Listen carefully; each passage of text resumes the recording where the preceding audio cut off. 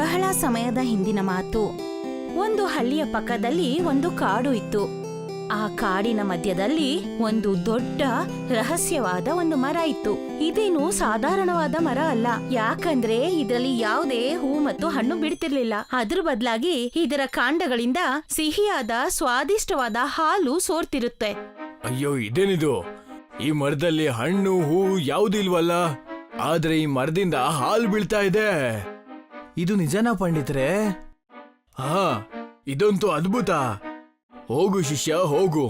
ಇಡೀ ಊರ್ನಲ್ಲಿ ಈ ಜಾದುವಿನ ಮರದ ಬಗ್ಗೆ ಸುದ್ದಿ ಹಬ್ಸು. ಪಂಡಿತರು ಹೇಳ್ದಾಗೆ ಶಿಷ್ಯ ಅವರ ಆದೇಶದ ಪಾಲನೆ ಮಾಡ್ತಾನೆ. ಮತ್ತೆ ಹಳ್ಳಿನಲ್ಲಿ ಆ ಮಾಯಾವಿ ಮರದ ಬಗ್ಗೆ ಹೇಳೋದಿಕ್ಕೆ ರೆಡಿ ಆಗ್ತಾರೆ. ಅರೆ ಪಂಡಿತ್ರೆ, ನೀವು ಈ ಹಳ್ಳಿ ಜನರನ್ನೆಲ್ಲ ದೇವಸ್ಥಾನದಲ್ಲಿ ಯಾಕೆ ಬರೋದಕ್ಕೆ ಹೇಳಿದ್ರಿ? ಹೇಳ್ತೀನಿ ಕಣಮ್ಮ. ಗೋಪಿಯತ್ಗೆ ನಮ್ಗೊತ್ತಿರೋ ಹಾಗೆ ನಿಮ್ ಕಾಲ್ಗೆ ನೋವಾಗಿದೆಯಂತೆ. ಹೌದು, ನೀವ್ ಹೇಳಿದ್ ಸರಿನೇ. ಆದ್ರೆ ಅದಕ್ಕೂ ಇದಕ್ಕೂ ಏನ್ ಸಂಬಂಧ? ಹೇಳ್ತೀನಿ. ಅದಕ್ಕೂ ಮುಂಚೆ ನೀವು ಈ ಹಾಲನ್ನ ಕುಡಿಬಹುದಾ? ಶಿಷ್ಯನ ಮಾತನ್ನ ಕೇಳಿ ಎಲ್ಲರೂ ಆಶ್ಚರ್ಯಗೊಂಡ್ರು. ಆದ್ರೆ ಗೋಪಿ ಆ ಹಾಲನ್ನೆಲ್ಲ ಕುಡಿದ್ಬಿಟ್ಟ. ಆಗ ಚಮತ್ಕಾರ ನಡೆಯುತ್ತೆ. ಗೋಪಿಯ ಕಾಲಿನ ಗಾಯ ತಾನಾಗೆ ಮಾಯ ಆಗತ್ತೆ. ನೋಡಿ ನೋಡಿ, ನನ್ ಗಾಯ ವಾಸಿ ಆಗ್ಬಿಡ್ತು, ನನ್ ಗಾಯ ವಾಸಿ ಆಗ್ಬಿಡ್ತು. ಇದಂತೂ ಅದ್ಭುತ ಆಗೋಯ್ತು. ಪಂಡಿತ್ರೆ, ಇದೆಲ್ಲ ಏನು? ನೀವು ಅದೆಂತ ಮಾಯ ಮಾಡಿದ್ರಿ? ನನ್ ಕಾಲಿನ ಗಾಯ ಎಲ್ಲ ವಾಸಿ ಆಗೋಯ್ತು. ಜಾದು ನಾನಲ್ಲ, ಈ ಹಾಲು ಮಾಡಿದ್ದು. ಅಂದ್ರೆ? ಹೇಳ್ತೀನಿ. ಅದೇನಂದ್ರೆ, ನನಗೆ ಕಳೆದ ವಾರ ಒಂದು ಜಾದುವಿನ ಮರದ ಬಗ್ಗೆ ಗೊತ್ತಾಯ್ತು. ಅದಿರೋದು ನಮ್ಮ ಊರಿನ ಕಾಡಿನಲ್ಲಿ. ಏನೋ ಜಾದುವಿನ ಮರನ? ಹಾ, ಜಾದುವಿನ ಮರ. ಅದೆಂತ ಮರ ಅಂದ್ರೆ ಅದ್ರಲ್ಲಿ ಹೂ ಇಲ್ಲ, ಹಣ್ಣು ಇಲ್ಲ. ಬದ್ಲಿಗೆ ಆ ಮರದಿಂದ ಹಾಲು ಬೀಳ್ತಾ ಇರುತ್ತೆ. ಏನೋ ಹಾಲು ಬೀಳ್ತಾ ಇರುತ್ತಾ? ಹಾ, ನನಗ್ ಗೊತ್ತು. ಇದನ್ ಕೇಳಿದ್ರೆ ನೀವು ನಂಬಲ್ಲ ಅಂತ, ಆದ್ರೆ ಇದೇ ಸತ್ಯ. ನಾನೇ ಸ್ವತಃ ಆ ಮರವನ್ನ ನೋಡಿದ್ದೀನಿ. ಮೊದ್ಲಿಗೆ ನನಗೂ ನಂಬಕ್ಕಾಗ್ಲಿಲ್ಲ. ಆದ್ರೆ ನಾನು ಆ ಮರದ ಹಾಲನ್ನ ಪರೀಕ್ಷೆ ಮಾಡಿದಾಗ ಅವಾಗ ಗೊತ್ತಾಯ್ತು, ಇದನ್ ಕುಡಿಯೋದ್ರಿಂದ ತುಂಬಾ ಲಾಭ ಇದೆ ಅಂತ. ಇದು ಪೌಷ್ಟಿಕಾಂಶ ಅಷ್ಟೇ ಕೊಡಲ್ಲ, ಬದ್ಲಿಗೆ ದೊಡ್ಡ ರೋಗಗಳನ್ನ ಅಥವಾ ಜ್ವರವನ್ನ ಇದು ವಾಸಿ ಮಾಡುತ್ತೆ. ಪಂಡಿತರ ಮಾತನ್ನ ಕೇಳಿ ಇಡೀ ಹಳ್ಳಿ ಜನರೆಲ್ಲ ಖುಷಿ ಆಗ್ಬಿಟ್ರು. ಆ ದಿನದ ನಂತರ ಹಳ್ಳಿಯ ಜನರಿಗೆಲ್ಲ ಅದೇ ಮರದ ಹಾಲನ್ನ ಕೊಡ್ಲಾಗ್ತಿತ್ತು. ಜಾದುವಿನ ಮರದ ಕಾರಣದಿಂದ ಇಡೀ ಹಳ್ಳಿ ಎಲ್ಲ ಸಮೃದ್ಧಿಗೊಂಡಿತ್ತು. ಹಳ್ಳಿ ಜನರೆಲ್ಲ ಪೌಷ್ಟಿಕಾಂಶದಿಂದ ತುಂಬಿದ್ರು. ಯಾವುದೇ ಕಾಯಿಲೆ ಕೂಡ ಆ ಕಡೆ ಸುಳಿತಿರ್ಲಿಲ್ಲ. ಹೀಗೆ ಹಳ್ಳಿ ಜಾದುವಿನ ಮರದಿಂದ ಸಂತೋಷವಾಗಿತ್ತು. ಅಲ್ಲಿ ಈ ಜಾದುವಿನ ಮರದಿಂದ ಎಲ್ರಿಗೂ ತುಂಬಾನೇ ಉಪಯೋಗ ಆಗ್ತಾ ಇದೆ. ಅಲ್ಲ, ನಾನು ಯಾಕೆ ಹೀಗ್ ಮಾಡ್ಬಾರ್ದು? ಇದನ್ನ ನಾನ್ ಯಾಕೆ ಉಪಯೋಗಿಸ್ಕೋಬಾರ್ದು? ರಘು ತುಂಬಾ ಆಸೆ ಬುರುಕ ವ್ಯಕ್ತಿಯಾಗಿದ್ದ. ಅವನು ಆ ಹಳ್ಳಿಯ ಶ್ರೀಮಂತ ವ್ಯಕ್ತಿ ಆಗೋದಿಕ್ಕೆ ಪ್ರಯತ್ನ ಪಡ್ತಿದ್ದ. ಯಾವಾಗ ಈ ಜಾದುವಿನ ಮರದ ಬಗ್ಗೆ ತಿಳಿಯತ್ತೋ ಅವನಿಗೆ ಒಂದು ದುರಾಲೋಚನೆ ಹೊಳೆಯತ್ತೆ. ಅದ್ರಿಂದ ಅವನು ಸಾಕಷ್ಟು ಹಣ ಮಾಡೋಂಥದ್ದು.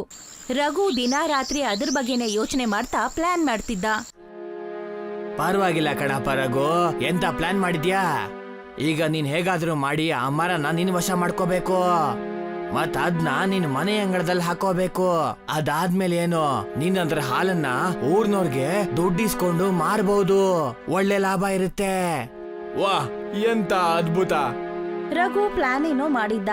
ಆದ್ರೆ ಆ ಪ್ಲಾನ್ ಅನ್ನ ರಿಯಾಲಿಟಿಗೆ ತರೋದಿಕ್ಕೆ ತುಂಬಾ ಕಷ್ಟ ಆಗ್ತಿತ್ತು. ಆದ್ರೆ ಆಸೆ ಬುರ್ಕ ರಘುಗೆ ಇದ್ರ ಬಗ್ಗೆ ಏನು ಗೊತ್ತೇ ಇರ್ಲಿಲ್ಲ. ಸ್ವಲ್ಪ ದಿನದ ನಂತರ ರಘು ರಾತ್ರಿ ಎಲ್ಲ ನಡೆದು ಆ ಕಾಡನ್ನ ತಲುಪ್ದ. ಬಹಳ ದೂರ ನಡೆದ ಮೇಲೆ ಅವನಿಗೆ ಆ ಜಾದುವಿನ ಮರ ಸಿಗತ್ತೆ. ವಾಹ್, ಅಂತೂ ಇಂತೂ ಸಿಕ್ಬಿಡ್ತು. ನೋಡೋದಕ್ಕೆ ದೊಡ್ಡದಾಗೇನೋ ಇದೆ. ಸರಿ, ಕೆಲ್ಸ ಶುರು ಮಾಡ್ಕೋತೀನಿ. ರಘು ಮರವನ್ನ ಕಡಿಯೋದಿಕ್ಕಾಗಿ ತನ್ನ ಕೊಡಲಿಯಿಂದ ಹೊಡೆಯೋದಿಕ್ ಹೊರಟಿದ್ದ.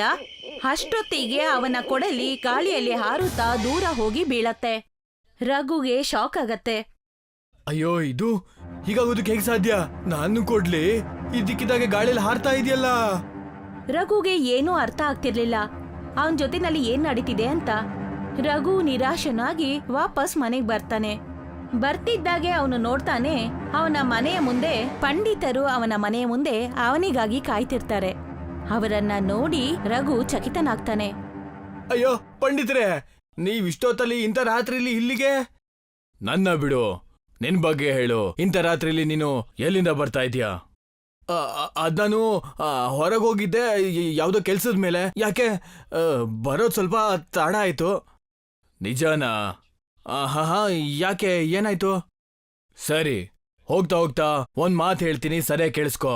ಹೇಗೆ ಸುಳ್ಳು ಹೇಳೋದು ತಪ್ಪೋ, ಹಾಗೆ ಸುಳ್ಳಿಂದ ಮಾಡಿದ ದುಡಿಮೆನೂ ಕೂಡ ತಪ್ಪು.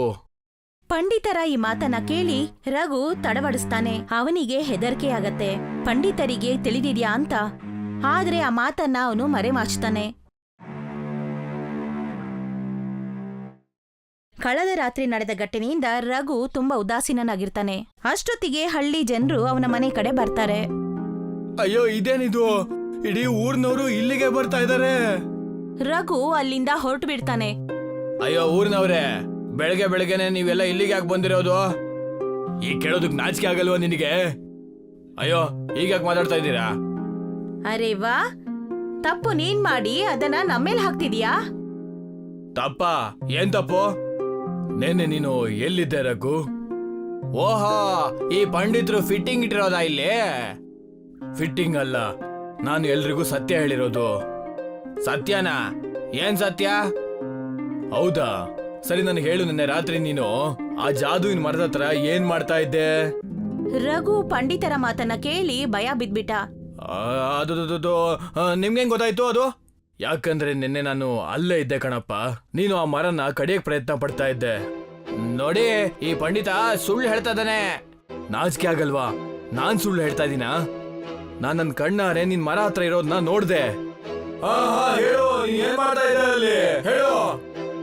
ಹಳ್ಳಿಯವರ ಪ್ರಶ್ನೆಗಳಿಂದ ರಘು ಬೇಸತ್ ಹೋಗಿದ್ದ. ಮತ್ತೆ ಎಲ್ಲಾ ನಿಜವನ್ನು ಹೇಳ್ಬಿಟ್ಟ. ನಾನು ಆ ಮರದ ಹತ್ರ ಹೋಗಿದ್ದೆ, ಅದನ್ನ ಕಡಿಯಕ್ಕೆ ಪ್ರಯತ್ನ ಪಟ್ಟೆ. ಅದ್ರಲ್ಲಿ ತಪ್ಪೇನಿದೆ? ಕಳೆದ 2 ತಿಂಗಳಿಂದ ನನಗೆ ಯಾವುದೇ ಕೆಲ್ಸನೂ ಇಲ್ಲ. ಅದಕ್ಕೆ ನಾನು ಆ ಮರನ ಕಡ್ದು ನನ್ನ ಮನೆ ಅಂಗಳದಲ್ಲೇ ಹಾಕೊಳ್ಳೋಣ ಅಂತ ಯೋಚನೆ ಮಾಡಿದ್ದೆ.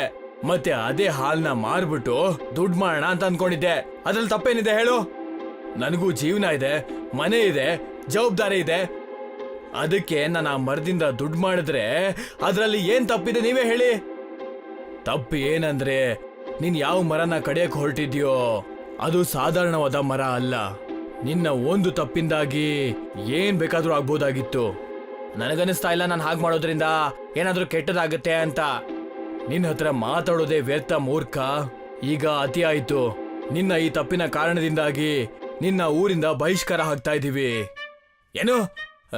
ನೀವ್ ಹೀಗೆಲ್ಲ ಮಾಡ್ಬಾರ್ದು. ಅನಿವಾರ್ಯವಾಗಿ ನಾವ್ ಹೀಗ್ ಮಾಡ್ಲೇಬೇಕು. ನೀನು ಈಗಿಂದ ಈಗ್ಲೇ ಊರ್ ಬಿಟ್ಟು ಹೋಗ್ಬೇಕು. ಪಂಡಿತರ ಮಾತನ್ನ ಕೇಳಿ ರಘು ಕೋಪದಿಂದ ಎಗರಾಡ್ದ. ಅವನಿಗೆ ಪಂಡಿತರ ಈ ನಿರ್ಣಯ ಇಷ್ಟ ಆಗ್ಲಿಲ್ಲ. ಇಲ್ಲ, ನೀವು ತಪ್ಪು ಮಾಡ್ತಾ ಇದ್ದೀರಾ. ನನ್ನ ಆಚೆ ಹಾಕಿ ತುಂಬಾ ದೊಡ್ಡ ತಪ್ಪು ಮಾಡ್ತಾ ಇದ್ದೀರಾ. ಅನ್ಭವಿಸ್ತೀರಾ, ಎಲ್ರೂ ಅನ್ಭವಿಸ್ತೀರಾ. ರಘು ಕೋಪದಿಂದ ಹಳ್ಳಿ ಬಿಟ್ಟು ಹೋಗ್ಬಿಟ್ಟ. ರಘು ಹೋದ್ಮೇಲೆ ಎಲ್ಲರಿಗೂ ಹೆದರಿಕೆ ಆಯ್ತು. ಅವನು ಆ ಮರಕ್ಕೆ ಏನಾದ್ರೂ ಅಪಾಯ ಮಾಡ್ತಾನೆ ಅಂತ. ಆದ್ರಿಂದ ಪಂಡಿತರು ಹೇಳಿದ ಹಾಗೆ ಹಳ್ಳಿಯ ಜನರು ಆ ಮರಕ್ಕೆ ಕಾವಲಾಗಿ ನಿಲ್ತಾರೆ. 3 ತಿಂಗಳಾಯ್ತು, ರಘುವಿನ ಯಾವುದೇ ಪತ್ತೆ ಇರೋದಿಲ್ಲ. ಇದರಿಂದ ಮರದ ಕಾವಲನ್ನ ತೆಗೆಸ್ತಾರೆ ಮತ್ತು ಎಲ್ರೂ ನೆಮ್ಮದಿಯಾಗಿರ್ತಾರೆ. ಆದ್ರೆ ತಪ್ಪು ನಡೆದೇ ಹೋಗತ್ತೆ. ಯಾವ ದಿನ ಪಂಡಿತರು ಕಾವಲಿರೋದನ್ನ ತೆಗೆಸ್ತಾರೋ ಆ ದಿನವೇ ರಘು ಮರವನ್ನ ಕಡ್ದಿರ್ತಾನೆ. ಪಂಡಿತ, ನೀನ್ ನನ್ನ ಆಚೆ ಹಾಕಿ ತುಂಬಾ ದೊಡ್ಡ ತಪ್ಪು ಮಾಡ್ಬಿಟ್ಟೆ. ನೀನ್ ಈ ಮರನ ಕಾಪಾಡ್ತಿದ್ದೆ ತಾನೆ? ಈಗ ನೋಡು ಈ ಮರಕ್ಕೆ ಏನ್ ಗತಿ ಕಾಣಿಸ್ತೀನಿ ಅಂತ. ರಘು ನಿರ್ಧಾರ ಮಾಡೇ ಬಿಟ್ಟಿದ್ದ, ಆ ಮರವನ್ನ ಹಾಳ್ ಮಾಡ್ತೀನಿ ಅಂತ. ಆಗ್ಲೇ ಆ ಮರದಿಂದ ಒಂದು ನೆರಳು ಹೊರಗೆ ಬರುತ್ತೆ. ಅದನ್ನ ನೋಡಿ ರಘು ಚಕಿತನಾಗ್ತಾನೆ. ನೋಡು, ಈ ಮರ ಈ ಹಳ್ಳಿ ಜನರಿಗೆ ಅವರ ಪೂರ್ವಜರು ಕೊಟ್ಟಿರೋ ಕೊಡುಗೆ. ನೀನಿದನ್ನ ನಾಶ ಮಾಡಬೇಡ. ಇಲ್ಲ, ನಾನೀಗ ಯಾರ ಮಾತನ್ನೂ ಕೇಳೋದಿಲ್ಲ. ಯಾವ ಜನನ ಈ ಊರಿಂದ ಆಚೆ ಹಾಕಿದ್ರೋ ಅವ್ರು ಮಾಡಿದಂತ ತಪ್ಪಿಗೆ ಅವ್ರಿಗೆ ಶಿಕ್ಷೆ ಆಗೇ ಆಗುತ್ತೆ. ಸರಿ, ಹಾಗಾದ್ರೆ ನಿನ್ನಿಷ್ಟ. ಮತ್ತೆ ಆ ನೆರಳು ಗಾಳಿನಲ್ಲಿ ಹಾರಿ ಹೋಗುತ್ತೆ. ಆದ್ರೆ ರಘು ಆ ಮರವನ್ನ ಒಡೆದು ಕೆಡು ಹಾಕೇ ಬಿಡ್ತಾನೆ, ಮತ್ತೆ ನಾಶ ಮಾಡ್ತಾನೆ. ಈಗ ನೋಡ್ತೀನಿ ಊರ್ನವರ ಉದ್ಧಾರ ಹೇಗಾಗತ್ತೆ ಅಂತ. ರಘುಗೆ ಖುಷಿ ಆಗ್ಬಿಟ್ಟಿತ್ತು. ಅವನ ಕಾರ್ಯ ಸಫಲವಾಗಿತ್ತು. ಹಾಗೆ ಅವನು ತಿರುಗಿ ಮುಂದೆ ಹೋಗ್ತಿದ್ದ. ಅವನ ಇಡೀ ದೇಹದಲ್ಲಿ ಕರೆಂಟ್ ಹರಿಯೋದಿಕ್ಕೆ ಶುರು ಆಯ್ತು. ಆಗ ಅವನಿಗೆ ಆ ನೆರಳು ಹೇಳಿದ ಮಾತು ನೆನಪಾಯ್ತು. ನೋಡು, ಈ ಮರ ಈ ಹಳ್ಳಿ ಜನರಿಗೆ ಅವರ ಪೂರ್ವಜರು ಕೊಟ್ಟಿರೋ ಕೊಡುಗೆ. ನೀನಿದನ್ನ ನಾಶ ಮಾಡಬೇಡ. ರಘುಗೆ ಈಗ ಅರಿವಾಗಿತ್ತು. ಕೋಪದಿಂದ ತಗೊಂಡ ನಿರ್ಧಾರದಿಂದ ಅವನಿಗೆ ಈ ಗತಿ ಬಂದಿತ್ತು. ಅರಿವು: ಮನುಷ್ಯನಿಗೆ ತನ್ನ ಕೋಪದ ಮೇಲೆ ನಿಯಂತ್ರಣವಿರಬೇಕು. ಇಲ್ದಿದ್ರೆ ಅದೇ ಕೋಪ ಅವನನ್ನ ನಿರ್ನಾಮ ಮಾಡತ್ತೆ.